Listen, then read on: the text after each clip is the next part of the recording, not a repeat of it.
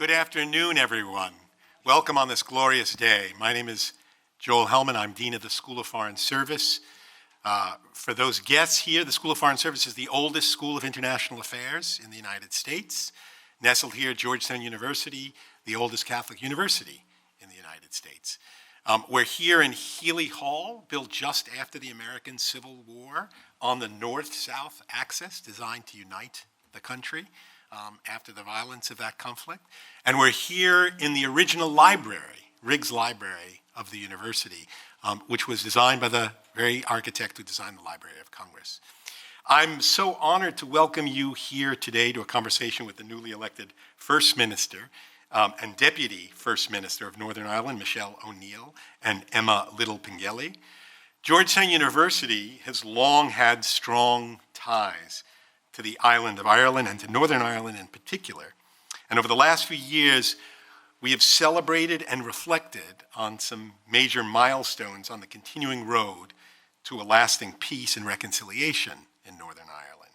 In events marking the 20th and 25th anniversaries of the Belfast Good Friday Agreement, along with other Northern Ireland-focused conventions, we've been proud not only to feature our two distinguished guests here today, but also our alumni, President Bill Clinton and Senator George Mitchell, and many others.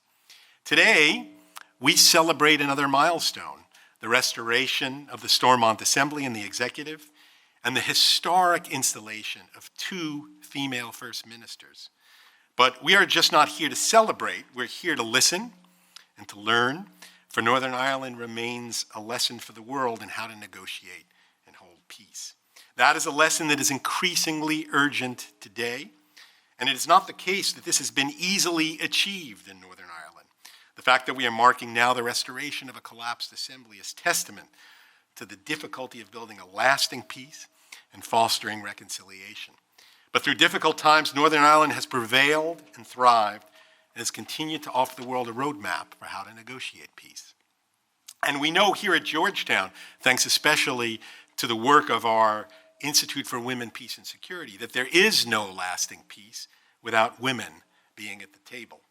Today, we are excited to hear from two women who are not only at the table, they are ahead of the table, and to hear from them about their hopes and plans for building a better Northern Ireland.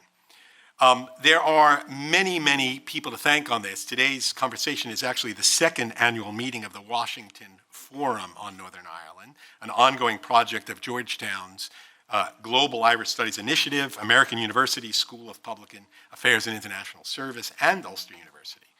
The goal of the Washington Forum is to offer an annual meeting place in Washington, D.C. for politicians and civil society leaders from Northern Ireland to bring to a U.S. audience an up-to-date, comprehensive look at Northern Irish society, culture, and politics today, and provide a meaningful space for engagement between U.S. and Northern Irish stakeholders. I want to thank the many, you saw the poster outside, there's so many people to thank, and if you indulge me, I do want to recognize the many, partners we have in organizing this event. First, the Global Irish Studies Initiative, led by Professor Colleen Parson, the BMW Center for German and European Studies, led by Professor Katrin Sieg, the Georgetown Institute for Women, Peace and Security, led by Ambassador Milan Verveer. The Washington Forum has been sponsored by the Washington Ireland Program, the John and Pat Hume Foundation, the Northern Ireland Office, the Department of Foreign Affairs of Ireland, and the Northern Ireland Bureau. There's many guests I'd like to recognize. The Right Honorable Chris Heaton-Harris, MP, the Secretary of State for Northern Ireland, and Jane Heaton-Harris. Congressman Bruce Morris, Miss Jane Brady, Chief Constable John Boucher of the Police Service of Northern Ireland, James Roscoe, the Deputy Head of Mission at the UK Embassy, and James Applegate, the US Consul General in Belfast. And representing our institutional partners on the Washington Forum, we've got Kieran McLaughlin of the John and Pat Hume Foundation, Nicholas Skelly of the Washington Ireland Program. And finally, I'd like to welcome the representatives of our university partners, with whom we work so closely on all things related to Northern Ireland and Ireland, especially Professor Kathy Gormley-Heenan, the Provost of Ulster University, Professor Sir Ian Greer, the Vice Chancellor of Queen's University Belfast, Professor Monica Jackson, the Deputy Provost and Dean of the Faculty at AU, and Professor James Livesey, the Vice President of the University of Galway. So with that august group of people to thank and recognize, it's now my pleasure to welcome to the podium our distinguished guests. First Minister Michelle O'Neill, Deputy First Minister Emma Little-Pengelly, along with the moderator of today's conversation, Professor Kimberly-Cowell Myers of American University. Thank you all for being here.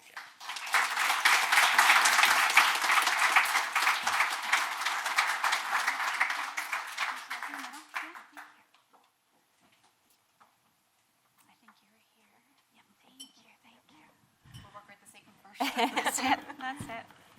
Well, wow.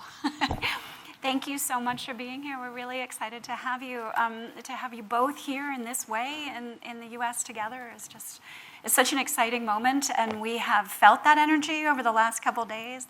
The buzz and the excitement when you walk into a room is just palpable. So at this very exciting moment then for Northern Ireland, we were wondering if you could talk some about your hopes and your goals for this government at this sort of auspicious departure from a period of instability to a period of promise, and which I'm trying to think who would like to go first. And Michelle's nodding. She's got a thought forming, I'm thinking. Well, thank you for the invitation to be here. We're delighted to be here in such a beautiful surrounding. This is my second time coming to the university. I was here last year for the 25th anniversary of the Good Friday Agreement, and Emma and I both actually were here, and we're part of a female panel. Mary Robinson was also on the panel, and Hillary Clinton. So we had a great time here and great experience at the university, so great to be back, just to say that first. So we're now 6 weeks back into a restored executive. I'm very glad that we've got to that juncture, and I'm very glad that both Emma and I are tasked now with the joint leadership of running our executive. And the nature of politics in the north of Ireland can be quite often divisive, and a lot of attention is often given to the things that divide us. But actually, in fact, there's far more that will unite us than divide us. And we can agree to disagree on things that we don't agree on. And I think Emma and I both have from day one, particularly when we made our acceptance speeches, we said that we wanted to work together, and we had a number of shared priorities, not least in terms of ensuring that we have a proper fiscal framework. So in order for us to do good public services, we need a proper funding model. Chris Heaton-Harris, Secretary of State's in the room, will give you a nod to that one, Chris. But that was the thing that we were able to unite our four-party executive with from day one, in terms of this is a mission that we needed to take up together because we want to do good public services, and we have identified shared priorities of childcare, technical health waiting lists, investment in special educational needs. Loch Ness is one, if any of you are following any of that, ecological disaster on our shores. We want to make sure that we do our very, very best there as well. So I think we have a large in-tray and a lot of challenges, but we certainly are able and are wanting to work together to be able to tackle some of those things. Great. Emma, would Thank you. Again, can I just echo what Michelle said? It's absolutely wonderful to be here. This is my first time in this beautiful library, and I have to say, young Emma, who loved books, this is the library of every little girl's dreams. So it's lovely to be here, and thank you for the kind invitation. As Michelle said, we were here last year, and I think even at that time we had some hope that things may come through, but it has been a very difficult period that we've been through, and Michelle and I have had a determination. We're now in week 6 since we came in, to try to send a very positive message, because we believe very firmly that that's what people want, that's what people need in Northern Ireland. Looking at the wider picture, it always strikes me that I think Northern Ireland is in this place of somewhere in between, still with the threads of our past, but with a real eagerness, I think, to look to the future as well. Michelle and I don't think either of us would count ourselves to be particularly old, but we are still, we are still women of a particular generation. We were still very much the children and young people of the troubles, of the violence of our past, and both of our lives, undoubtedly not only touched by it, but quite frankly, shaped by it and our experiences. And yet, we're also very conscious that, as Michelle often says, we are that Belfast Good Friday Agreement generation. I was 18, Michelle wasn't that much older in terms of when the Belfast Good Friday Agreement was signed. So really at that midpoint of our lives between our childhood and the future. But it strikes me so often now when I speak to younger people that for them, the troubles and the violence of our past, thankfully, is very much a thing of the past. It's something that they don't remember. even our colleagues just simply 5 to 10 years younger than us, they had thankfully such a different experience growing up. And of course, as time marches on, more and more of our young people coming through has a very, very different experience, and that's absolutely fantastic. But we have been a society that, despite an eagerness to move on, is still dragged down by the unfinished threads of the past, the legacy of issues not yet resolved. And we see that. And I think when I look back to the instability of the institutions from the Belfast Good Friday Agreement, it has been those things that were not quite resolved in the Belfast Agreement or the St Andrews Agreement. Things like the legacy of our past, issues of justice, the issues of our identity, and at times conflicting or competing identities. So those threads have not been, and I think it's important to acknowledge that those threads are still there. They're getting less and less, I think, as we move on. But I think we are at this moment of incredible opportunity where I think people have this huge eagerness to look to the future now, despite the fact that the past, as Maya Angelou said, despite its wrenching pain, cannot be unlived and still needs at times to be, of course, resolved. But I think what we want to do is to focus on what we can agree on. And those are the big issues facing everybody in terms of health, of education, of growing our economy, the type of place. As somebody said to me, what we do now will fundamentally impact on what our future looks like. So we're not just building for the future, we're building for today very much because what we do today will have that impact on our young people coming through in the type of Northern Ireland that they're going to live in. Thank you. You're anticipating me, so you're answering. I'm just going to toss my cards over my shoulder here and say we've already addressed on this. And I think I'm going to leave it on the positive, and if we want to talk about challenges, we can get to that as well. But I've often been struck by the words of John Hume, whom, as you know, won the Nobel Prize for Peace for his work on the Belfast Good Friday Agreement. John talked about the post-Good Friday Agreement period as one in which the challenge was to grasp and shape history, to show that past grievances and injustices can give way to a new generosity of spirit and action, and to show people everywhere what can be achieved by living for ideals rather than fighting for them. I wonder if you might tell us a little bit about your journey through the peace process. You've made mention of it already, and maybe your sense of the main achievements since 1998. It also occurred to me, Emma, that you are exactly the age of the Dairy Girls, right? Yeah. So voting in that referendum. They were literally my year at school. And that was fantastic. Of course, all the music, all of our cultural references, very, very similar. But also, I think, a lot of the feelings and emotions of that time.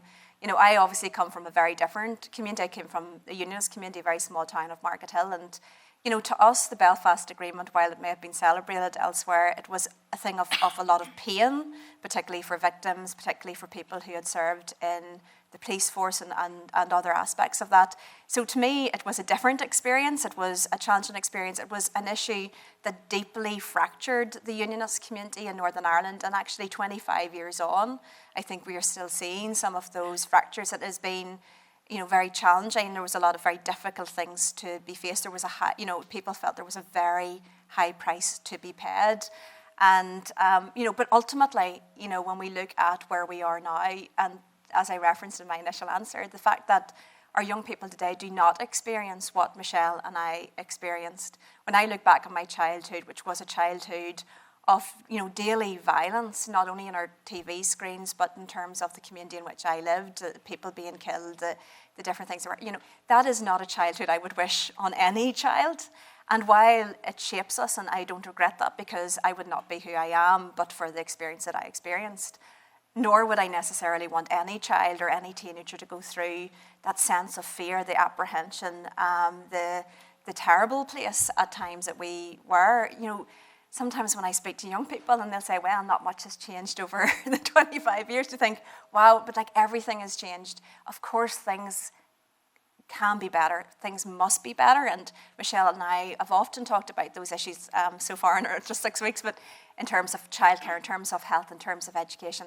But my goodness, how great it would be for us to get the space to focus on that instead of the big issues of the past that have dominated and really fractured the Belfast Good Friday Agreement institutions in the 25 years since. Our form of government, and I know that many will have studied consociated conflict resolution and all of the challenges and difficulties of the compromises of such things, but it is not easy. We demonstrate that. It is not an easy system. It is a mandatory coalition of people from very, very different perspectives. And when you look at coalitions that fall apart and parties that are much closer, Sinn Féin and DUP are very, very ideologically different parties. But yet there are things that we absolutely can agree on. So I think we've come a huge way, and I just really do hope moving forward that Michelle and I can bridge that transition, between trying to resolve some of the remaining tricky threads of our past that sometimes wind itself round and bring down our institutions or cause instability, and actually move to the next stage, which is that 25 years of building peace and prosperity, and that the hope that our young people in 5 or 10 years' time will not remember the types of arguments that have really brought down these processes and made it very difficult in the preceding 25 years. I think that Emma and I are actually the epitome of the Good Friday Agreement itself, because we come from two very, very different backgrounds, two very different lived experiences, and all of those things have helped shape, as Emma says, both of us and who we are today. But I think that's okay, and as Emma's absolutely 100% right in terms of we grew up in a society where you thought it was normal, that we lived in this way that we lived, and the society around us was the way it was. But my goodness, it's not normal. It's not normal for anybody to grow up in a conflict society, and we should never accept that as a norm. But if there's one thing, I think that we all take our own lived experience, but if we're going to be successful into the future and ensuring that today's generation is not burdened with yesterday, then you have to properly deal with the past, and you have to find ways to heal wounds, and you have to recognise that everybody does have a very different lived experience and a different perspective, and there's many tragedies and injustices in our past, and that's just the nature of, unfortunately, of the society that we grew up in. But thankfully those days are behind us, and thankfully we are in a very different space, and I always label us as the Good Friday Agreement generation, the people who were gifted the Good Friday Agreement, and with that comes a huge responsibility in terms of building for the future. So whilst we spent a lot of time last year reflecting on the Good Friday Agreement and all that's been achieved, and it has been immense, and it's been amazing, and it's been completely transformative for our island, and we've an awful lot to be thankful for, particularly those people who stepped forward to say that they wanted to achieve the Good Friday Accord, that they wanted to bring that about. But we now are tasked with the next 25 years, and I think that for us it's about hope, it's about opportunity. I certainly know how I felt in 1998 when the Good Friday Agreement was signed. I was a young mother, I was 20 years of age, and for me it was about hope, it was about opportunity, it was about making sure that my child didn't grow up in the same way in which I grew up.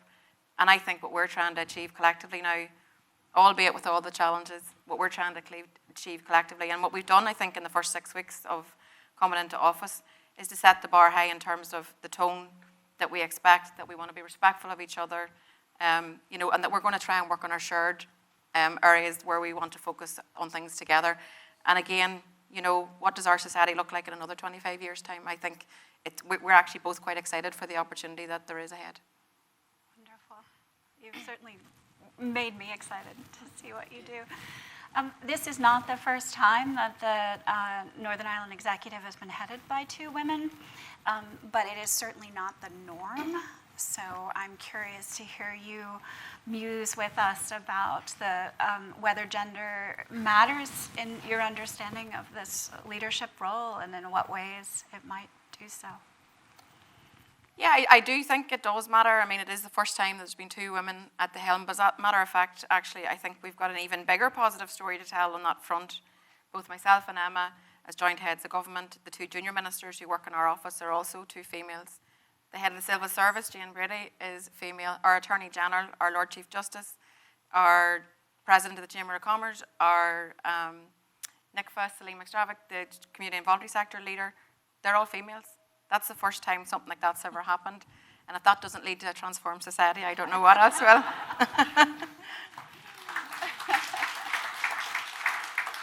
But I think we all just bring our different perspectives. Again, it comes back to your lived experience, and perhaps even just how people come at issues, how we will address issues and challenges that we have, but it'll be certainly put to the test in the months ahead. Yeah.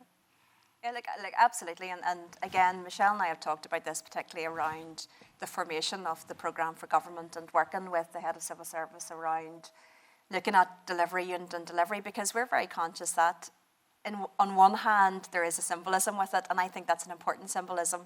Like I always say, and I know some people will disagree with this, but when I was growing up, I was surrounded by incredibly strong female role models. In my childhood, there was my mother, there was the Queen, and there was Margaret Thatcher, who was Prime Minister.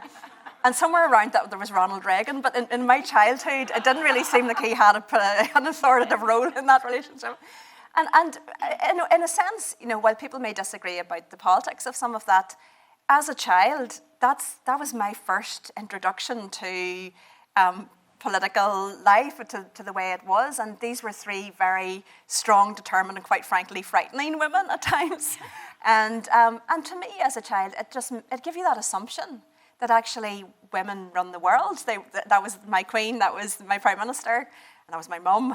And it was, like, there's no doubt about that actually whenever I was speaking to youth groups in the years since, when they didn't have those role models, it almost seemed like that kind of, not necessarily an aspiration, but almost just an assumption, a quiet assumption that women could and would have these roles. Nobody sat down and said to me, oh, Margaret Thatcher having this role was a big win for women. I just grew into the world in which she was there as Prime Minister, and she was very strong and she was very determined, and that's just the way women leaders were in my eyes. So I think like women being in leadership roles is undoubtedly important in terms of that framework that it gives, that aspiration of people being able to see what that can be. But more than that, I think, is that, and Michelle and I have discussed this, we want to deliver. I think no matter what the symbolism of it, if women are in leadership roles, the symbolism will only go so far. If you don't deliver, then, I think it actually potentially damages, and there will be people who want to use that and to in particular ways. So I'm determined that actually in this role that we're not just symbols of an all-female team at the top, but that we actually drive through some of those big changes that I know that people want to see. People want to see their public services work for them. They want to see those big policies coming into fruition that have been promised for years. They want to see our capital programme actually be implemented. And those are things that perhaps have had difficulties in the past. So I want to, at the end, I know Michelle says the next 25 years, well, it'll maybe be the start of the next 24 or 5 years, but at the end of at least a 3-year term, I want us to be able to stand over a record of delivery as female leaders, and that people see it's female leaders that are delivering and making a real change in people's lives. We certainly have more than our fair share of segregated schools in the US, although ours are segregated de facto by race and income. In Northern Ireland, schools are segregated legally, and 93% of children still attend schools that are segregated by religion. So the question is, what is the role of separate educational institutions in the future of Northern Ireland? So I think this is an area where there has been a lot of progress and a lot of change. And actually, one of the first visits that we did to a school was a shared education campus in Limavady. And it was 2 schools that came together to a controlled school and a state school, or a Catholic school and a controlled school. And how they share facilities is absolutely amazing. So they still hold on to their own identity, but they use the facilities that they have, and they're giving the children a first-class education by this shared and combined effort. And we thought that was actually quite reflective of ourselves, because neither child, in whatever their background is, were being asked to surrender who they were, but they were being encouraged to work together and share the facility and share the education space. So I think there's certainly a role, and there's certainly more plans for more of shared education. Equally, we've just passed legislation recently in the last couple of years in terms of integrated education, so to promote more integrated education, and that was something that all the parties worked together in the Assembly. So I think we will see more develop in that space. Ultimately, I think it's a lot of it, it's about parental choice. Parents choose to send their children to certain schools. So let's try and facilitate everybody. I don't think that by itself integrated education is a solution to any kind of division. I think it's part of a solution, but just not the only solution. So integrated, shared, and parental choice, I think, should be respected. But I do think that there'll be a lot more progress on the integrated front in the years ahead. Yeah, and like I think there's a lot of misunderstanding at times, I guess, about our school system. But we do have a state school system. We have a faith school system, predominantly Catholic education system. As Michelle has said, there's a lot of parental choice about that. And in all of these education debates, there's a lot to be said around, the protection of parental choice versus others. But, there is undoubtedly a lot of parents who also want to send their children to integrated schools, and there is a demand for that, and a growing demand, and we're seeing an increase in the number of schools. Probably too slow, a lot of parents will say, in terms of that sector, but there's no doubt there's a sector. We also have a lot of our, I represent Lagan Valley, there's schools in my constituency, Friends School, my old constituency of, Methody, Victoria, Inst. All of these schools probably come under your 93%, but that doesn't reflect the mix. These schools are naturally integrated in terms of the mix that they have. So it's a much more complicated picture, I think, than just simply the top level stat set. And of course, we will be doing much more work to explain that better. But you're absolutely right. Of course, we want young people to have those opportunities of coming together. As Michelle has pointed out, shared education is also a big sector that has been invested in. And it's a good way of respecting parental choice, particularly around faith education, but giving the opportunities for young people to come together. So it is a big debate around parental choice versus, I suppose, pushing for a particular sector. But I think what we're really keen on is that every school is a good school, but that those schools and pupils in those schools have the maximum opportunities to make friends from across, all communities that we have here. But you are seeing a natural integration, really, of a lot of the schools as it is at the moment. It'll be too slow for many, but it is happening. But I think there's a lot of misunderstanding about this as well. Also, we're a changing community, so I think it's just under 9% of the population now come from an ethnic minority background. Right. So even just in terms of the school sector itself and the population of the schools, everything's changing. I think change is the name of the day for what's happening in the North right now. Just a lot of things, and the old norms are very much a change in place. So I'm looking over your shoulders at the American flag and thinking about the role of the U.S. And I wanted to ask you all if you might reflect a bit on how you see the role of the U.S. in supporting the ongoing peace process moving forward, and maybe if you could be specific about some things you'd like the U.S. to do in the next 3 years of your term or 5 years or so. There's a contribution you'd like to see the U.S. make, other than investment. Yeah, do you want to go first? Yeah.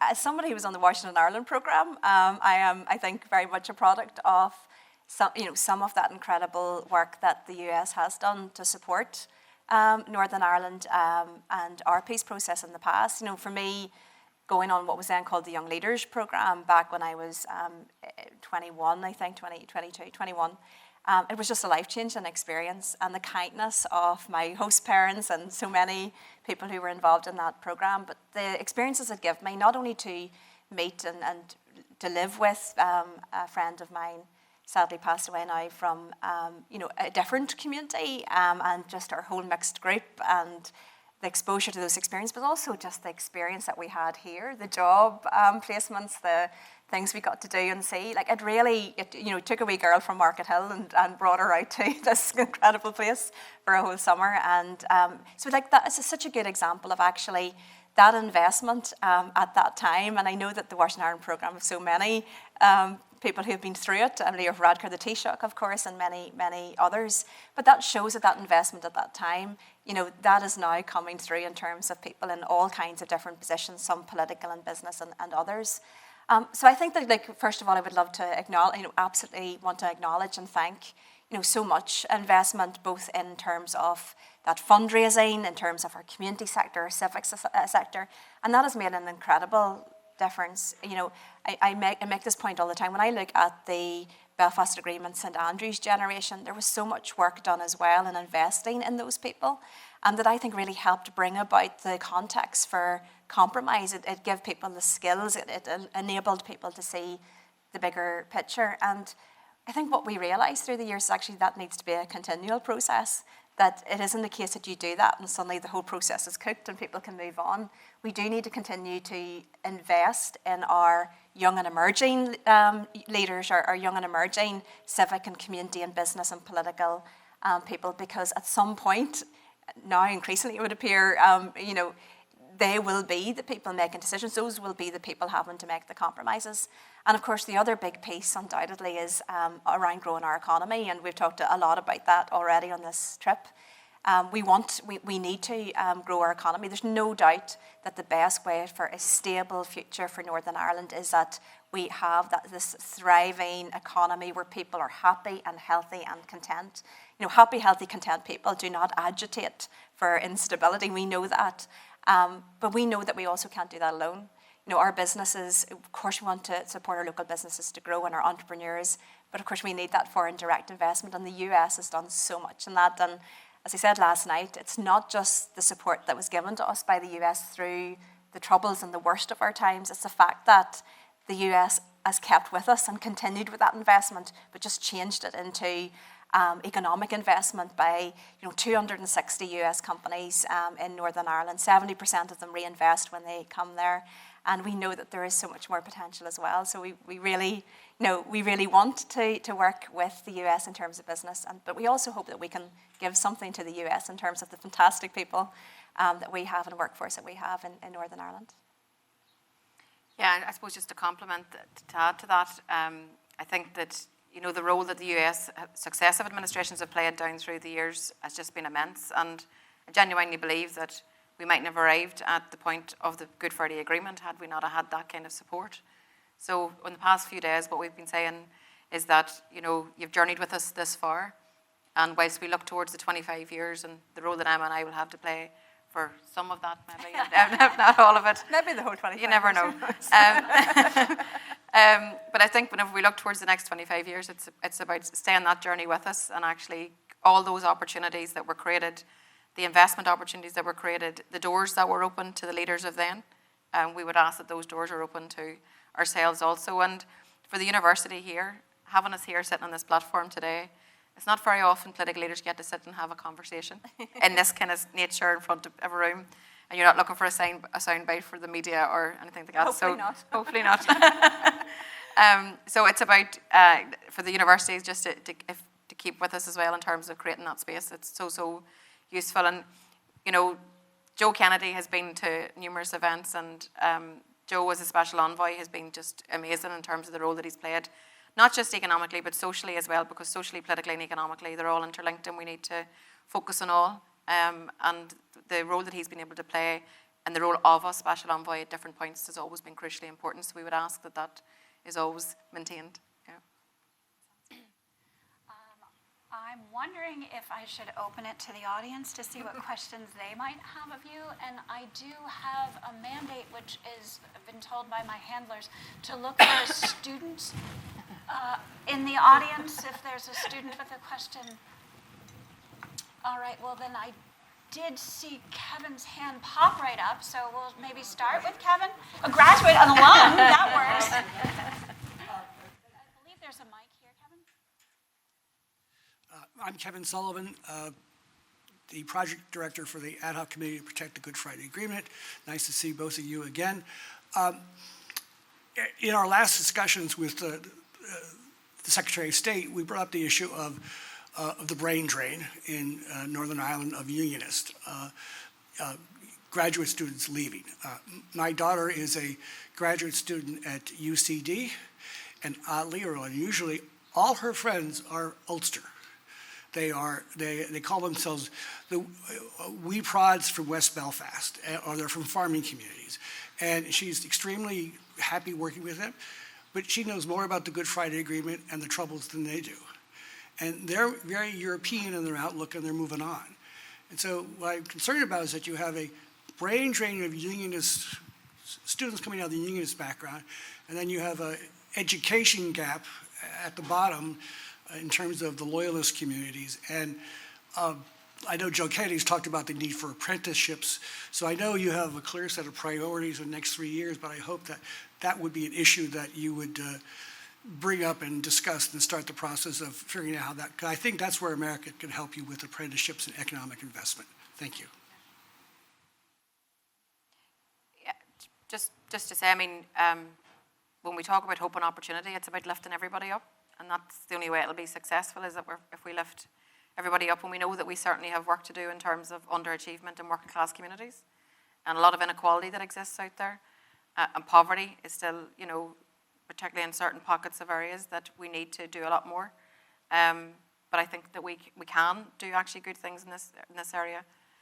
Our economy minister is here this week as well, and he has set out his priorities in terms of the economic agenda, the potential for growth, regional balance, because it's important that everybody enjoys this, not just in the sort of city area of Belfast.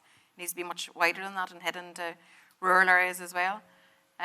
We're looking at particularly the skills agenda, because that's a huge issue for everybody, not just unique to ourselves, but we're looking at skills. But one of our biggest selling points I think we have is that we're so close, we're such a small wee part of the world, and if you even look at the delegation that is here this week, the people that have travelled, it's the political leaders, it's the educators, academia, and it's the business community, and those three things working in partnership can crack a lot of nuts in my view. I don't know if there's a particular challenge.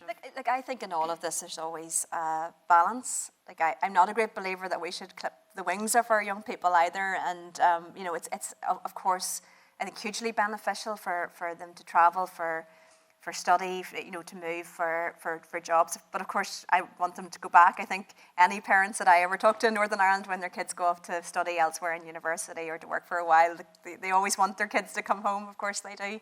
But there, you know, we have to recognise there are wonderful opportunities, and there's so many of our young people working, for example, in the City of London, doing incredible things in finance, banking, and business. And many of those people do come home as well.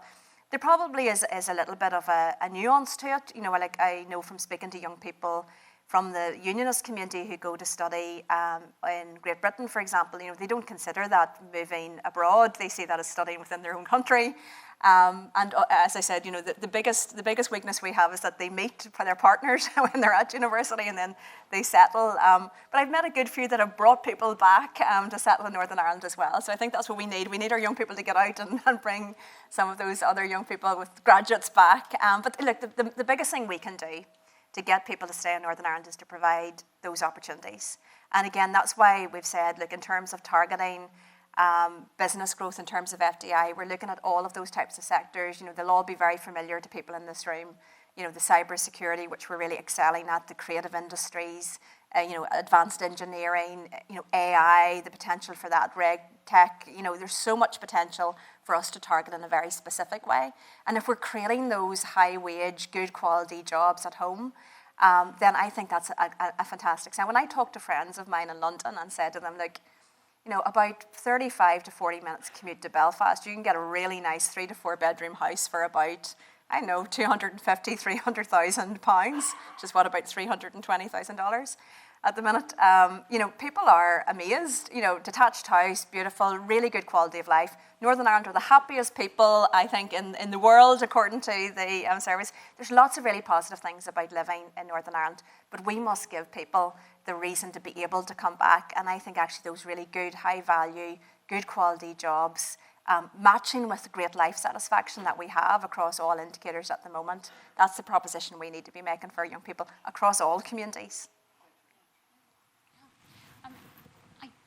Do you think I spotted a student possibly? Oh, I spotted a student with a hand. Hi, it's so nice to meet both of you. Thank you for being here. My name is Vika Height. I'm a Global Irish Studies Fellow here at Georgetown, and I've been studying the Northern Irish state and specifically gender equality and gender-based violence in Northern Ireland for quite some time now. And so my question to the both of you is, you talked about a lot of issues that you're united on, and I was just curious because domestic violence has doubled since 2004. The police are called to domestic violence incidents, I believe, every 16 minutes in Northern Ireland. And I was curious if gender equality and a comprehensive framework for gender-based violence has been on your radar and what you're thinking in that realm. Thank you.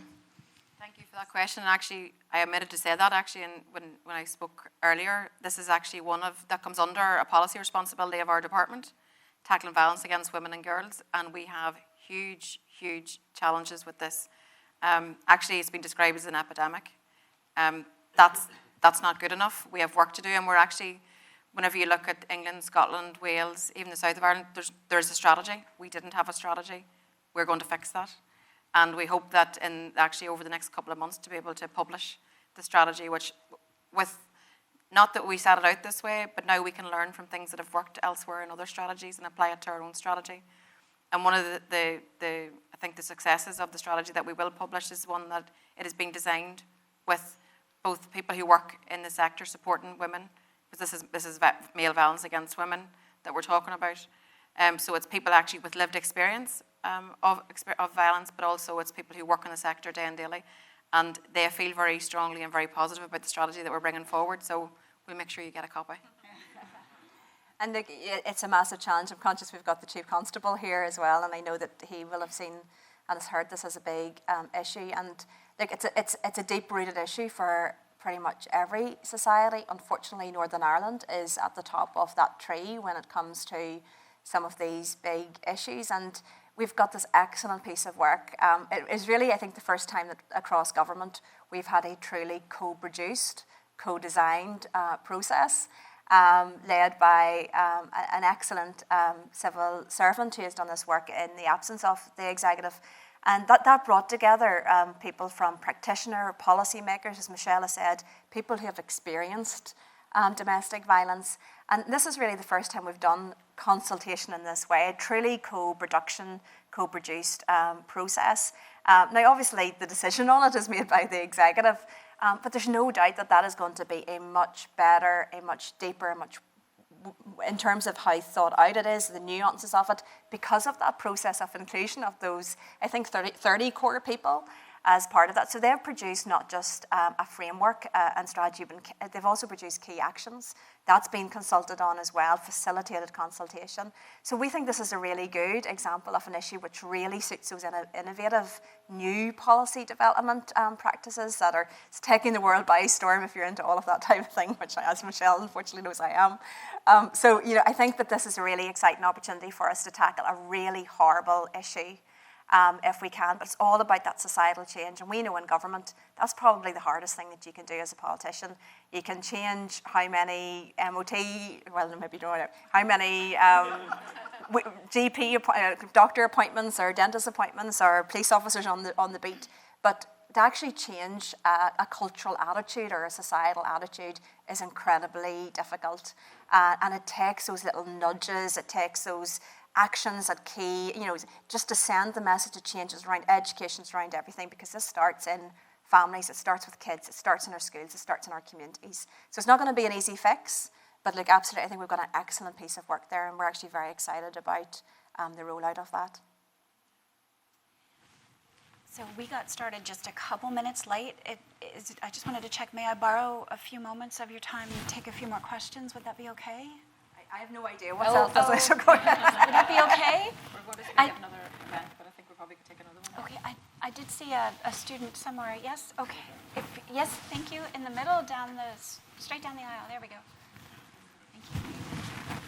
Hi, my name's Lily. I am getting my master's here at Georgetown, and I just want to say, to the university too, thank you for allowing this to happen. I mean, to hear from two incredible women is just, it's very powerful. I study a lot of peace building and conflict management, and there's a lot of places around the globe that kind of don't do very well with mandatory coalition governments, and I was wondering if you have any tips or advice for how you guys make it work, and just kind of like any sort of broader pathways that you're trying to clear so that the government doesn't, disrupt or be stopped again. I'm happy. I think, Lily, you're trying to give us the soundbite for the media. Only joking.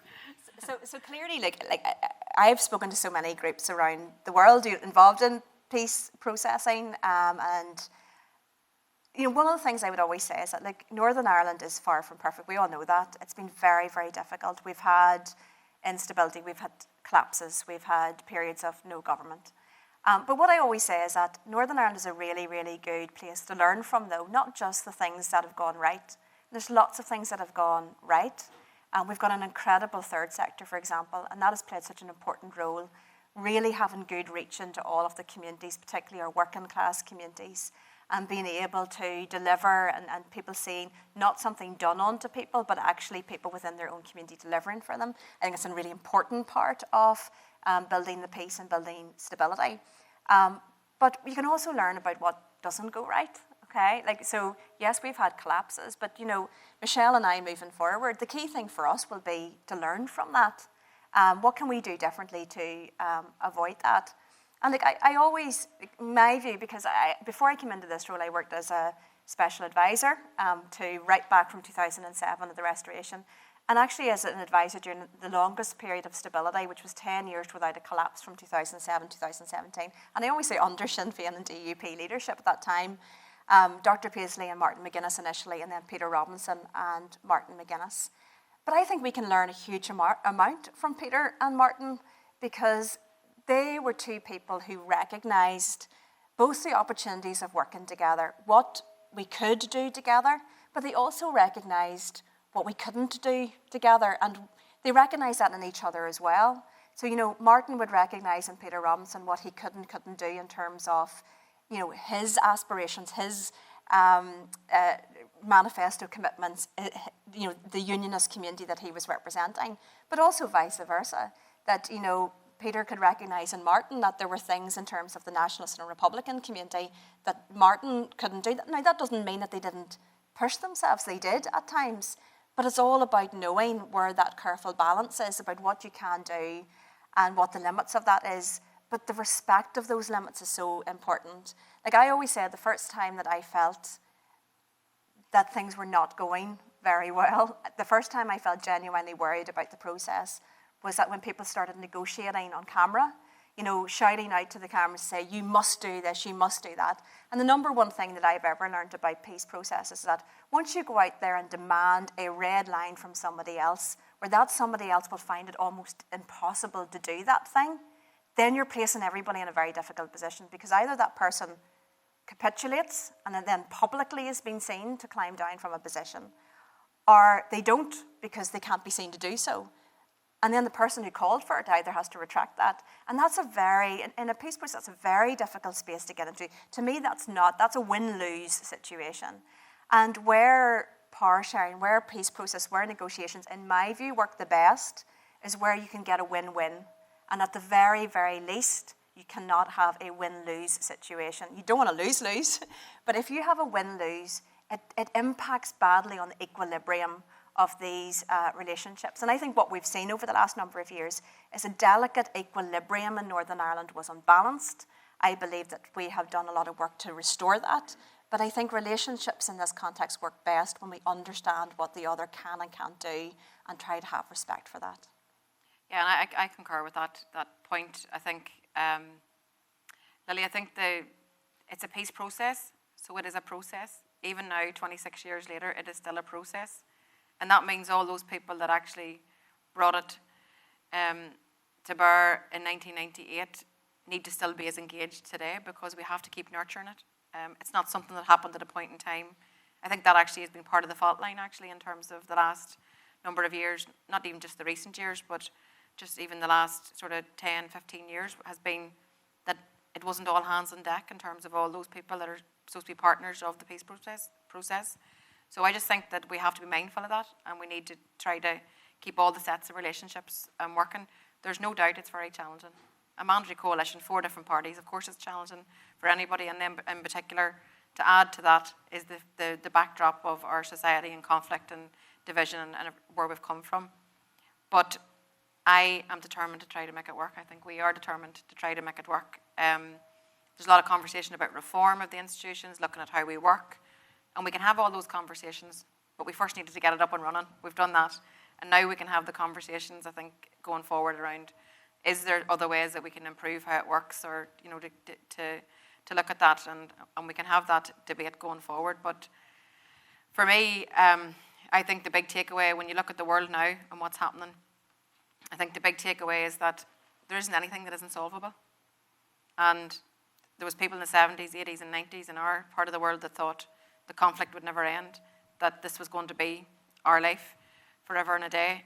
And thankfully that wasn't the case, because people had the courage to step forward And that's why we always look to the US again for that role and that steadfastness in terms of bringing about the peace process. And I think that if we were to take something positive from our negative, if you like, it is that we can be an exemplar of peace and how conflict resolution can be brought about, and particularly given what we're seeing elsewhere in the world today, Gaza, Middle East. We would like to be helpful if we could be helpful in terms of bringing about ceasefire and actually helping people to rebuild their society also. Excellent, excellent. Yeah. So I'm aware we need to draw it to a close, but I can't entirely remember if I'm supposed to leave the stage and then invite Kathy Gormley-Heenan to come up. Kathy Gormley-Heenan is the provost of Ulster University, and one of the more lovely people you'll ever have an occasion to meet. Oh, how lovely. Thank you so much. It has been a really busy week, a very packed schedule, and lots of demands on the First and Deputy First Minister's time. So we are really humbled and really honoured and privileged to have been able to spend the last hour in that contemplative and reflective way. People have stood and rushed and run about, and it's a real privilege to be able to sit quietly, contemplatively, and listen with intent, and that's really what we had this afternoon. So on behalf of everyone, I'd like to say thanks again to the First and Deputy First Minister for giving us that opportunity.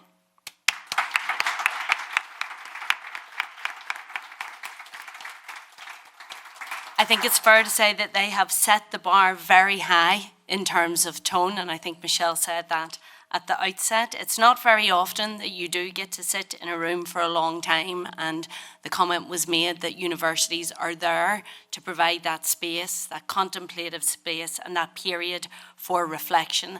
And in the busy schedule last year, when we held the first Washington Forum on Northern Ireland, at that first forum we realised that we needed to give that annual space, that annual meeting place in DC for our politicians, our civic leaders, our students to come together with a US audience each year for that update, that comprehensive but reflective update on society, on culture, and on politics. And this, as the second annual meeting of our forum, will most certainly not be the last. And both our First and Deputy First Minister will be really welcome back any year. So the forum has many supporters, as our Dean said at the outset: the Washington Ireland Programme, the John and Pat Hume Foundation, the NIO, DFA, and the Northern Ireland Bureau. And they have played a blinder as well, because everyone would have wanted the First and Deputy First Minister to spend their time with them this afternoon, and the Washington Forum got them. So for all of the students in the audience, you really should feel very privileged. It just remains for me to say thank you to our hosts at Georgetown, and what a fabulous place to have an event like this in. I was both spellbound and invigorated in equal measure, and that's not possible, to be agitated and almost stupefied in equal measure. And it did remind me of some of the Harry Potter sets, so the stupefied point is a point well made. So thank you to our hosts at the Global Studies Initiative, led by Colleen Parsons, to our co-hosts, the BMA Centre for German and European Studies, led by Catherine Sieg, and Georgetown's Institute for Women, Peace and Security, led by Melanie Verrier. And I hope that we will see you all again here next year for the third Washington Forum on Northern Ireland. Thank you.